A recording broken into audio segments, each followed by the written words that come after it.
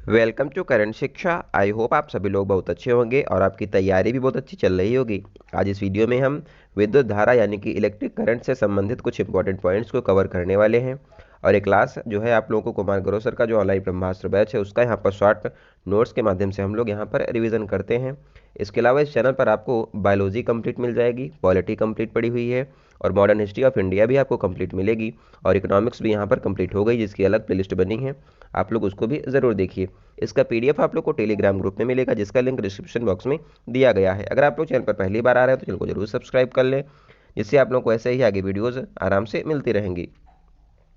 आइए आज की शुरुआत करते हैं। इलेक्ट्रिसिटी यानी कि विद्युत जो है हमारा, इसको हम लोग यहाँ पर डिस्कस करने वाले हैं। विद्युत हमारा धारा क्या होता है यानी कि इलेक्ट्रिक करंट क्या होता है। आवेश के प्रवाह की दर को विद्युत धारा कहते हैं, यानी कि rate of flow of current is called, यहाँ पर जो हमारा इलेक्ट्रिक करंट इसको कहते हैं। और हमारा आई जो है ये हो जाएगा हमारा विद्युत धारा यानी कि करंट जो हमारा होता है। क्यू यानी कि आवेश अपॉन टाइम, और आवेश की यूनिट है कूलाम और समय की यूनिट होती है सेकेंड। तो और इसका एक ऐसा यूनिट होता है एम्पियर, यानी कि विद्युत धारा का जो यूनिट है वो एम्पियर होती है, जिसको हमने पहली क्लास में भी डिस्कस किया है। यहाँ पर यूनिट्स के बारे में हमने देखा था, वहाँ पर इसको डिस्कस किया गया था। और ये हमारी होती है अदिश राशि, यानी कि विद्युत धारा जो है हमारा ये अदिश राशि होता है। ये चीज़ आप जानते होंगे कि अगर प्लस और माइनस को अगर एक पास लेके आते हैं तो आकर्षण होता है, यानी कि लड़का लड़की अगर पास आएंगे तो आकर्षण होने वाला है। और अगर लड़की लड़की आने वाले हैं, यानी कि यहाँ पर प्लस और प्लस अगर आएंगे तो यहाँ पर प्रतिकर्षण होगा, और माइनस माइनस अगर आएंगे तो अतिकर्षण होगा। तो इससे आप ध्यान रखें कि अगर प्लस और माइनस आएंगे तो आकर्षण होने वाला है। इसके अलावा अगर प्लस प्लस पास आएंगे तो प्रतिकर्षण होगा, माइनस माइनस आएंगे तो भी प्रतिकर्षण होने वाला है, यानी कि दूर जाने वाले हैं। आगे देखते हैं। विद्युत धारा की दिशा जो है हमारी इलेक्ट्रॉन की गति की दिशा के विपरीत धनावेश से ऋणावेश की ओर होती है। नेक्स्ट पॉइंट है विद्युत धारा का मापन जो है अमीटर से किया जाता है। अब यहाँ पर हम लोग कूलाम के कुछ नियम इन्होंने दिया था, एक उसको देखते हैं। यहाँ पर जब हम लोग गुरुत्वाकर्षण पढ़ रहे थे तो हमने ये फार्मूला देखा था, एफ जी बराबर capital G M1 M2 upon R square. यहाँ पर M1 यहाँ पर मास हो जाएगा और ये दूसरा मास है M2, इनके बीच में एक फोर्स होता है और ये डिस्टेंस है। तो ये फार्मूला हमारा ग्रेविटेशनल फोर्स जब हम लोग पढ़ रहे थे तब निकल कर आया था। तो वैसे ही यहाँ पर जो है ये Q1 है चार्ज और ये यहाँ पर Q2 चार्ज है, इनके बीच में जो डिस्टेंस है यहाँ पर R जो है इनकी बीच की डिस्टेंस है। तो यहाँ पर जो फोर्स लग रहा है उसका फार्मूला है F बराबर K Q1 Q2 upon R square. के हमारा हो जाएगा नियतांक, यानी कि कांस्टेंट है ये।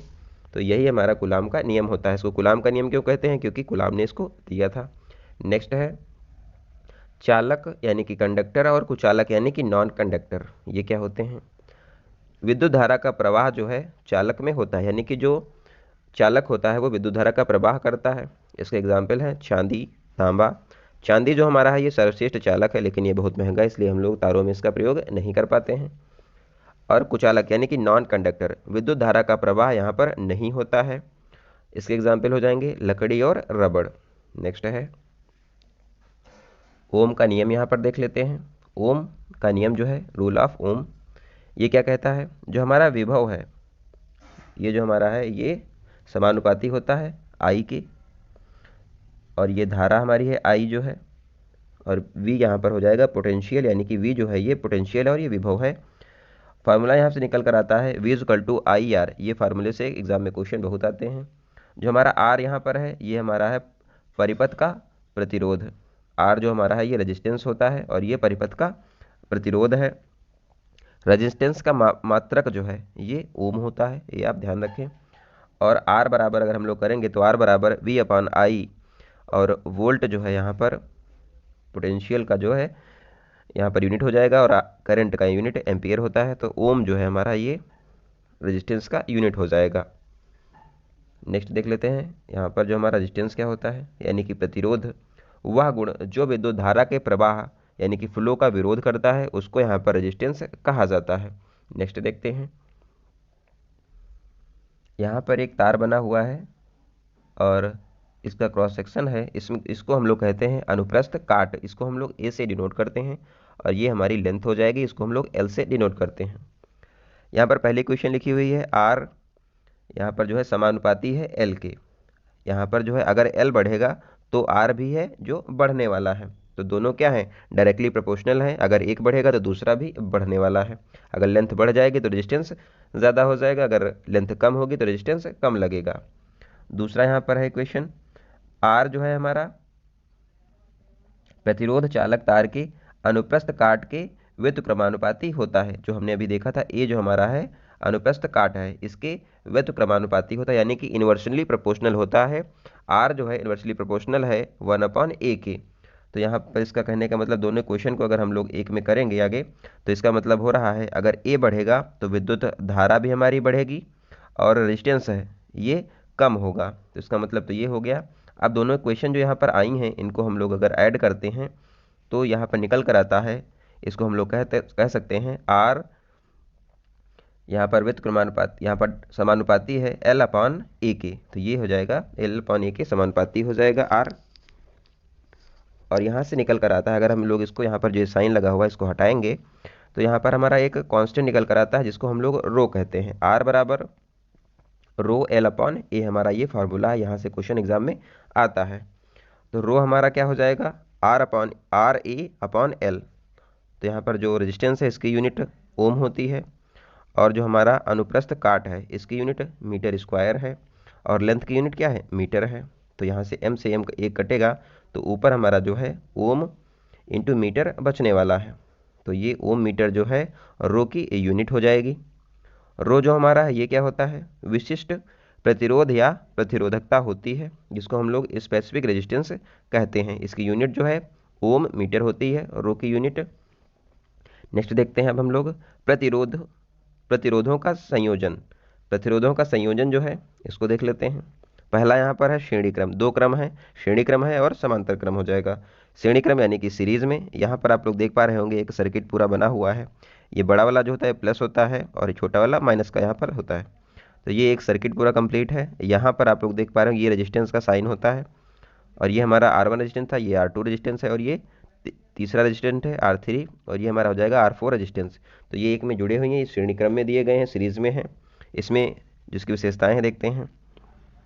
यहाँ पर अगर तुल्य प्रतिरोध अगर निकाला जाए तो उसका फार्मूला हो जाएगा R1 plus R2 plus R3 plus R4। ऐसे करके हम लोग यहाँ पर जो है इसको सॉल्व करते हैं। सभी में यहाँ पर जो है विद्युत धारा समान होने वाली है, किसमें, श्रेणी क्रम में। और विभव जो हमारा पोटेंशियल V है ये सभी में अलग अलग होगा। तो एक पॉइंट ध्यान रखें कि यहाँ पर जो है सीरीज में सभी में विद्युत धारा समान होगी, विभव जो है हमारा सभी में अलग अलग होगा। नेक्स्ट देखते हैं, हम लोग इसका एक एग्जाम्पल देख लेते हैं। यहाँ पर जो है दो रेजिस्टेंस लगे हुए हैं, ये सर्किट है, यहाँ पर दो रेजिस्टेंस लगे हुए हैं, एक 4 ओम का है और दूसरा जो है 3 ओम का है। तो इसको निकालने के लिए श्रेणी क्रम में था, तो आपको बताया था R बराबर जो हो जाएगा R1 प्लस R2। तो यहाँ पर 3 और 4 को ऐड करेंगे और ये 7 जो ओम निकल कर आ जाएगा। तो यहाँ पर रेजिस्टेंस हमारा 7 ओम निकल कर आया है। दूसरा था यहाँ पर समांतर क्रम, यानी कि पैरेलल जो सीरीज है इसमें जो रेजिस्टेंस लगा होता है, इस यहाँ पर जैसे कि ये फिगर दिया हुआ है इसको भी समझने वाले हैं। इसका तुल्य प्रतिरोध अगर निकालने को बोलता है तो हम लोग करना होगा 1/R बराबर 1/R1 plus 1/R2 plus 1/R3। आगे जो है ये सीरीज बढ़ती हुई जाएगी, जितने भी रेजिस्टेंस लगे होंगे उसको हम यहाँ पर ऐसे जोड़ करके निकाल सकते हैं।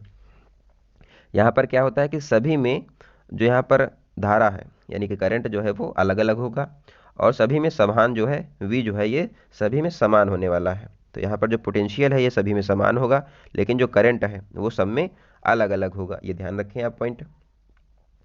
अब एक यहाँ पर क्वेश्चन दिया हुआ है टाइप में, आप लोग इसको समझें थोड़ा सा।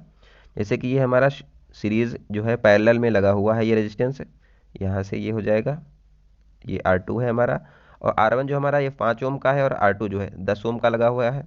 ये हमारा यहाँ से करंट जा रहा है और ये इधर से करंट आ रहा है। तो यहाँ पर माइनस से प्लस की तरफ जो है करंट जाता है, और ये I2 करंट है और ये I2 हो जाएगा।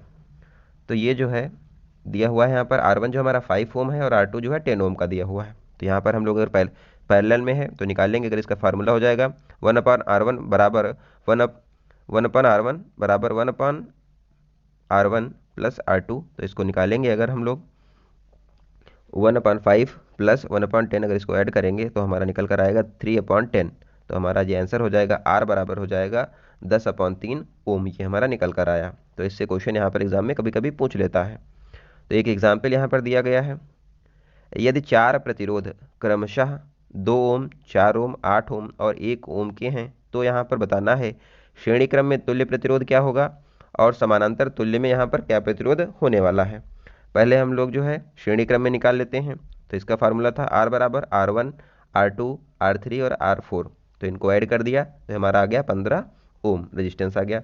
दूसरा हम समानांतर श्रेणी में अगर इसको सॉल्व करेंगे तो इसका फार्मूला था 1/R बराबर 1/R1 plus 1/R2 plus 1/R3 plus 1/R4। तो इसको अगर हम लोग यहाँ पर सॉल्व कर रहे हैं तो यहाँ पर निकल कर आ रहा है हमारा 15/8। तो R जो हमारा है ये हो जाएगा 8/15 ओम। तो इसमें एक चीज़ समझने वाली है, देखो आप लोग देख पा रहे होंगे कि जितना यहाँ पर मैक्सिमम जो है यहाँ पर जो ओम दिया हुआ रेजिस्टेंस है उससे ज़्यादा ही यहाँ पर निकल कर आएगा, और जो यहाँ पर नीचे है दूसरे वाले में समानांतर श्रेणी में जो सबसे कम है उससे यहाँ पर उससे कम निकल कर यहाँ पर रेजिस्टेंस आएगा। तो इसको देखते हैं। श्रेणी क्रम में जुड़े प्रतिरोधों का तुल्य प्रतिरोध सबसे बड़े प्रतिरोध से हमेशा अधिक होगा और समानांतर क्रम में सबसे छोटे प्रतिरोध से हमेशा कम होने वाला है। कहने का मतलब ये है कि अगर कोई भी यहाँ पर रेजिस्टेंस दिए हुए हैं उनमें से अगर हम लोग श्रेणी क्रम में निकालेंगे तो सबसे बड़ा जो होगा हमेशा उससे ज़्यादा आएगा, और समानांतर अगर में निकालेंगे तो जो सबसे छोटा है उससे भी कम यहाँ पर हमारा रेजिस्टेंस आने वाला है। तो ये पॉइंट आप लोग ध्यान रखें, यहाँ से क्वेश्चन आपको एग्जाम में कभी गलत नहीं होंगे। इनके उपयोग देख सकते हैं यहाँ पर कहाँ पर करते हैं इसको। तो उपयोग जो है यानी कि श्रेणी क्रम के उपयोग यहाँ कहाँ पर लगाए जाते हैं रेजिस्टेंस से, तो ये जो फ्यूज तार होता है अमीटर और एमसीबी में जो है श्रेणी क्रम में यहाँ पर रेजिस्टेंस लगाया जाता है। समानांतर में यहाँ पर वोल्टमीटर और घरेलू उपयोग के परिपथ जो होते हैं उसमें जो है समानांतर श्रेणी में लगाया जाता है। जो हम लोग घर में जो वायरिंग होती है वो समानांतर श्रेणी में की जाती है, यानी कि पैरेलल श्रेणी में की जाती है। आप लोग इसको ध्यान रखें। नेक्स्ट देखते हैं। भारत में 220 वोल्ट और 50 हर्ट्ज आवृत्ति का प्रयोग जो किया जाता है, ये भी आप ध्यान रखें कि भारत में 220 वोल्ट और 50 हर्ट्ज की आवृत्ति का उपयोग होता है। अब हम लोग समझते हैं विशिष्ट चालकता यानी कि स्पेसिफिक कंडक्टिविटी। ये क्या होता है? विशिष्ट प्रतिरोध का व्युत्क्रम जो होता है, व्युत्क्रम चालक की विशिष्ट चालकता यहाँ पर होती है। विशिष्ट प्रतिरोध का व्युत्क्रम चालक की विशिष्ट चालकता यहाँ पर जो है हमारा स्पेसिफिक कंडक्टिविटी कहलाता है। ये क्या हो जाएगा? ये हमारा हो जाएगा 1/, प्रतिरोधकता बराबर 1/ρ। इसको हम लोग पहले देख चुके हैं। तो यहाँ पर हमारा निकल कर आएगा 1/, ओम इंटू मीटर, और ये हमारा हो जाएगा यूनिट हम लोग निकाल रहे हैं ओम इनवर्स और इंटू मीटर इनवर्स, हमारा ये हो जाएगा। तो निकल कर ये आया हुआ है। ऊष्मा, ऊष्मा क्या है यहाँ पर आप देखते हैं। ऊष्मा में यहाँ पर कांस्टेंट जो है ये 1 रहेगा। इनकी वैल्यू जो निकल कर आती है, ऊष्मा जो है डायरेक्टली प्रोपोर्शनल टू I² होता है, और जो हीट है H directly proportional to R हो जाएगा, और H जो है डायरेक्टली प्रोपोर्शनल टू T हो जाएगा। यानी कि समानुपाती यहाँ पर हो रहे हैं तीनों के। H जो है I² के समानुपाती है, H R के समानुपाती है और H T के भी समानुपाती है। जो हमारा फार्मूला निकल कर आता है तो यहाँ से जो है H समानुपाती हो जाएगा हमारा I² RT के। जो हमारा H है ये हमारी हीट है, और I क्या है? करंट है, और R हमारा रेजिस्टेंस है, और T हमारा टाइम है। तो ये फार्मूला है किसका? ऊष्मा का। यहाँ से क्वेश्चन पूछता है तो इसको आप लोग कर सकते हैं। जैसे कि ये क्वेश्चन दिया गया है, यदि I हमारा 10 एम्पियर है और जो हमारा V है ये 5 वोल्ट का है, और T जो है ये 2 सेकेंड का है, तो हमको यहाँ पर ऊष्मा जो है बतानी है। तो इसका फार्मूले में हम यहाँ पर वैल्यू रखेंगे H = I² RT हो जाएगा। तो I की वैल्यू हमने 10 रख दी यहाँ पर, और यहाँ पर क्या होगा कि पहले हमको रेजिस्टेंस तो यहाँ पर दिया नहीं गया है तो रेजिस्टेंस निकालना होगा। रेजिस्टेंस का फार्मूला क्या है निकालने के लिए? V = IR से करेंगे तो हम लोग यहाँ पर R निकाल पाएंगे। R हमारा हो जाएगा V/I। तो हमारा V जो था यानी कि पोटेंशियल जो है ये 5 दिया हुआ है, और करंट है कितना? 10 है। तो यहाँ पर हमारा रेजिस्टेंस निकल कर आया 1/2 ओम निकल कर हमारा रेजिस्टेंस आया, और इस यहाँ पर R की जगह पे हमने 1/2 रखा, और T हमारा 2 सेकेंड था। तो हमारा यहाँ पर जो आंसर है वो 10 जूल निकल कर आया, यानी कि हीट जो ऊष्मा जो है हमारी ये 10 जूल की है। नेक्स्ट देखते हैं फ्यूज तार। फ्यूज तार का प्रयोग कहाँ पर किया जाता है? इसका प्रयोग जो है उपकरणों में किया जाता है जिससे कि यहाँ पर जो है अगर वोल्टेज घटे या बढ़े तो वो उपकरण जो है वो फूके नहीं और ना ही खराब हो। तो इसलिए यहाँ पर हम लोग फ्यूज़ तार का यूज़ करते हैं, पहले करते थे लेकिन अब ज़्यादा जो है एमसीबी का यूज़ किया जाता है कि जो घर में उपकरण हैं वो खराब या फिर बिल्कुल बेकार ना हो, जिससे कि अगर वोल्टेज बढ़ता भी है घटता है तो उससे कोई फ़र्क ना पड़े उस पर। जो यहाँ पर हमारा जो फ्यूज़ तार है इसका जो तार होता है ये किस चीज़ का बना होता था, टिन और शीशा का जो है इसका तार बनता था। ये कैसा हो लगता था, श्रेणी क्रम में इसको लगाया जाता था।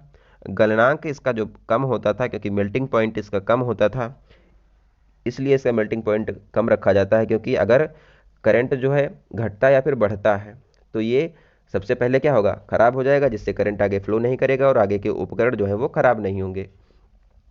अब यहाँ पर हम लोग देखते हैं प्रेस, यानी कि इस तरीके को कहा जाता है प्रेस, जो आप लोग जानते हैं जिससे हम लोग कपड़े प्रेस करते हैं, वही वाला ये प्रेस है। अबरक से यहाँ पर जो है अबरक यानी कि मीका का यूज़ यहाँ पर किया जाता है, माइका का। और इसमें क्या होता है कि विद्युत का जो ये है कुचालक होता है, जबकि ऊष्मा का सुचालक होता है। आप लोग जानते हैं कि प्रेस से क्या है, उसके नीचे की सतह गर्म होती है, विद्युत तो उससे जाता नहीं, कुचालक है।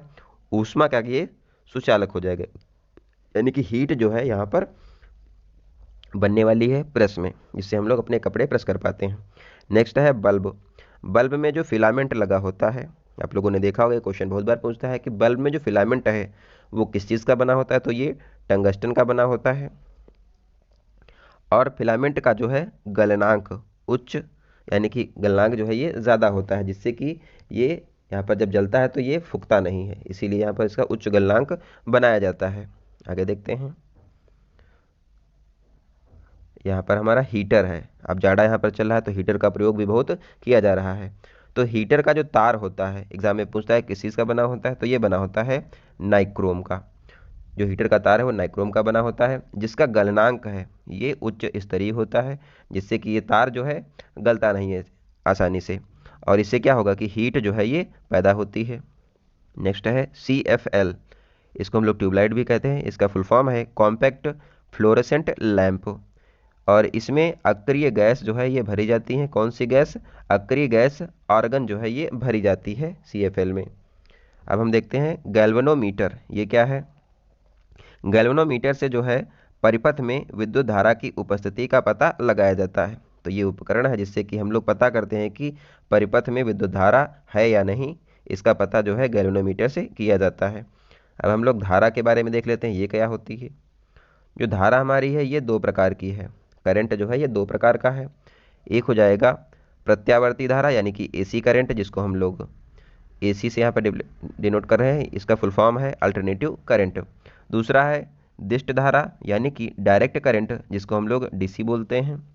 यहाँ पर अल्टरनेटिव करंट क्या होता है, समय के साथ में धारा की दिशा में परिवर्तन यहाँ पर होता रहता है। इसका एग्जाम्पल क्या है, ट्रांसफार्मर। तो इसमें क्या होता है कि टेम्परेचर घटता है, यानी कि जो धारा है वो कम होती है या फिर बढ़ती रहती है समय के साथ में। और यहाँ पर जो डायरेक्ट करंट है इसमें क्या है, समय के साथ दिशा में परिवर्तन नहीं होता है, तो इसमें कोई भी परिवर्तन जो है वो नहीं होता है। लेकिन अल्टरनेटिव करंट में क्या है कि समय के साथ धारा की दिशा में जो है वो परिवर्तन होता रहता है। जो डायरेक्ट करंट है यानी कि DC जो करंट है इसमें इसका प्रयोग कहाँ पर होता है, तो इसका प्रयोग जो है बैटरी जैसे चार्ज की जाती है उसमें इसका प्रयोग किया जाता है। लेकिन बैटरी क्या है, आगे जब ये चार्ज हो जाती है उसके बाद जो करंट जाता है वो तो AC में जाता है, लेकिन जब चार्ज होती है तो वो DC में ही होती है। जैसे कि हम लोग के फ़ोन हैं वो भी ऐसे ही चार्ज होते हैं। नेक्स्ट है AC और DC यानी कि अल्टरनेटिव करंट और डायरेक्ट करंट जो है, इसमें क्या होता है कि जो यहाँ पर जो AC और DC में कन्वर्ट करने वाली युक्ति को यहाँ पर जो है AC को DC में, यानी कि अल्टरनेटिव करंट को डायरेक्ट करंट में कन्वर्ट करने वाली युक्ति, जिससे कि ये डायरेक्ट करंट में कन्वर्ट होता है, उसको कहते हैं दिष्टकारी यानी कि रेक्टिफायर इसको कहा जाता है। जैसे कि यहाँ पर मोबाइल बैटरी जो चार्ज करने के लिए यूज़ करते हैं चार्जर का, तो उसी में यहाँ पर जो होता है ये रेक्टिफायर लगा हुआ था, जिससे कि AC जो है हमारा DC में कन्वर्ट होकर हमारा फ़ोन चार्ज होता रहता है। ट्रांसफार्मर क्या है, इसको देखते हैं। प्रत्यावर्ती धारा यानी कि AC के वोल्टेज को रेगुलेट करने के लिए यहाँ पर इसका प्रयोग किया जाता है। ट्रांसफार्मर में क्या होता है कि जो अल्टरनेटिव करंट है वो आती है, अभी आप लोग देखते होंगे कभी कभी जो ट्रांसफार्मर में बहुत ज़्यादा यहाँ पर जो है करंट आ जाता है, जिसको वो झेल लेता है, लेकिन अगर उससे अवकाश से ज़्यादा अगर करंट हो जाएगा तो क्या होता है, कभी कभी दग जाता है, आप लोग देखते भी होंगे। तो ऐसा इसीलिए होता है, ये कंट्रोल करता है ट्रांसफार्मर कि घरों में कितनी लाइट, वहाँ पर जो है जितनी लाइट देनी होती है उतनी ही देता है, उतनी वो वहाँ पर आगे जाने नहीं देता है। तो इसीलिए हम लोग ट्रांसफार्मर का यूज़ करते हैं, क्योंकि इसमें जो लाइट है वो क्या होती है कि घटती बढ़ती रहती है, तो ये जो है उसको कंट्रोल करता है। सिद्धांत, किस सिद्धांत पर ट्रांसफार्मर बेस्ड होता है, तो ये पूछता है विद्युत चुंबकीय प्रेरण सिद्धांत पर यहाँ पर जो है ट्रांसफार्मर कार्य करता है।